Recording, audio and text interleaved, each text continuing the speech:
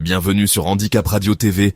Plusieurs affaires et faits marquants ont agité l'actualité française ces derniers jours, entre polémiques politiques, faits divers graves, violences urbaines, tensions sociales et dossiers judiciaires sensibles. Le 23 décembre, lors d'une interview diffusée sur la librairie africaine, le député La France Insoumise Carlos Martens Bilongo a tenu des propos qui ont immédiatement déclenché une vive polémique. Il a affirmé vouloir leur montrer qu'on est plus nombreux et qu'on est plus intelligents, ajoutant « Si on a fait plus de gosses qu'eux, tant pis pour eux ». Ces déclarations, perçues par Damon par de nombreux internautes et responsables politiques comme racialistes, ont été rapprochées par certains du concept controversé de grand remplacement. Le sénateur des Bouches-du-Rhône, Stéphane Ravier, a annoncé un signalement au procureur de la République via l'article 40, qualifiant ses propos de racistes et dénonçant ce qu'il considère comme un discours de haine. La séquence a largement circulé sur les réseaux sociaux et continue de susciter des réactions indignées. À Meaux, en Seine-et-Marne, une affaire judiciaire particulièrement choquante a été jugée au tribunal correctionnel. Un couple était poursuivi pour des faits de violence et de privation de soins à l'encontre d'un homme d'une soixantaine d'années, placé sous curatelle renforcée, qu'ils hébergeaient à leur domicile, ainsi que pour des manquements graves concernant leur propre bébé âgé de 5 mois. Alertés par des signalements du voisinage, les autorités ont découvert un logement dans un état de salubrité très dégradé. L'homme sous curatelle, amaigri de manière spectaculaire, avec une perte de 30 kilos et une côte cassée, a expliqué avoir été relégué sur un canapé et victime de violences. Le couple a contesté ces accusations, parlant d'un prétendu double jeu de la victime. Le nourrisson a été placé en urgence en famille d'accueil. Le père a été condamné à 3 ans de prison, dont 2 ans ferme, pour violence, usage de stupéfiants et privation de soins envers le sexagénaire. La mère a écopé de 7 mois de prison, avec sursis probatoire pour usage de stupéfiants et privation de soins envers l'enfant. Le couple a été relaxé pour l'abus de faiblesse. À Lille, une affaire ancienne refait surface et suscite de lourdes interrogations sur le fonctionnement de la justice.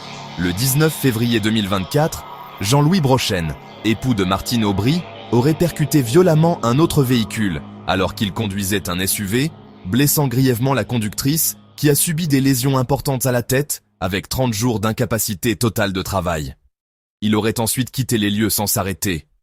L'affaire avait été classée sans suite, officiellement en raison de l'existence d'un constat amiable. Or, selon une enquête, ce document n'aurait jamais existé.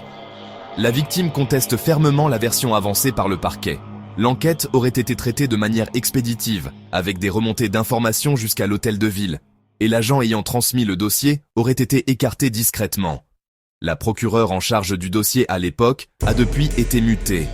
En droit pénal, un tel délit de fuite avec blessures involontaires peut entraîner jusqu'à 3 ans de prison et 75 000 € d'amende. Dans un autre registre, une vaste escroquerie financière a touché de nombreuses victimes, dont l'actrice et chanteuse Véronique Jeannot. Elle et son compagnon ont perdu 250 000 € après avoir été piégés par un faux trader suisse qui promettait des rendements élevés grâce à un prétendu robot de trading. En réalité, aucune opération n'était effectuée et l'argent servait à alimenter un système frauduleux. L'escroquerie aurait débuté bien avant 2023 et le préjudice global atteindrait près de 26 millions d'euros, avec plus d'une centaine de victimes. Le principal suspect a été arrêté en mai 2024 et a reconnu les faits. Un procès est prévu à Genève fin janvier 2026, très attendu par les victimes qui espèrent obtenir réparation. La colère du monde agricole s'est également manifestée de manière spectaculaire à Auch, dans le Gers. Le samedi 27 décembre, des agriculteurs ont déversé du fumier devant la façade du journal La Dépêche du Midi, place de Verdun. L'intervention policière a dégénéré et une vidéo largement diffusée montre un policier pointant son arme sur un agriculteur installé dans son tracteur. Selon la préfecture, le conducteur aurait avancé vers les forces de l'ordre malgré les sommations, justifiant la sortie d'armes. Le jeune homme a finalement coupé le moteur et a été interpellé puis placé en garde à vue pour violence en réunion. Les représentants de la coordination rurale du Gers contestent fermement cette version, affirmant que le tracteur était à l'arrêt. Ils dénoncent une situation explosive et préviennent que la mobilisation pourrait s'intensifier, évoquant un climat proche de la rupture. À Vénissieux, dans la métropole de Lyon, une scène de violence extrême a semé la panique dans le quartier des Minguettes. Un samedi soir, des dizaines de coups de feu ont été tirés avec une arme de guerre dans plusieurs rues, notamment avenue du 8 mai 1945 et rue Vladimir Komarov. Les habitants, terrifiés, ont filmé les scènes depuis leurs fenêtres. Les tirs auraient été effectués par au moins 2 individus circulant sur un scooter de type T-Max, sans qu'aucune victime ne soit signalée à ce stade. De nombreux véhicules et façades ont été touchés par des impacts de balles. Une enquête a été ouverte et confiée à la division de la criminalité territoriale avec un renforcement de la présence policière annoncé dans le secteur. À Paris, un fait divers survenu à l'église de la Madeleine a provoqué une vive émotion. Un sacristain a été agressé après avoir demandé à un homme qui mangeait à l'intérieur de l'église de quitter les lieux.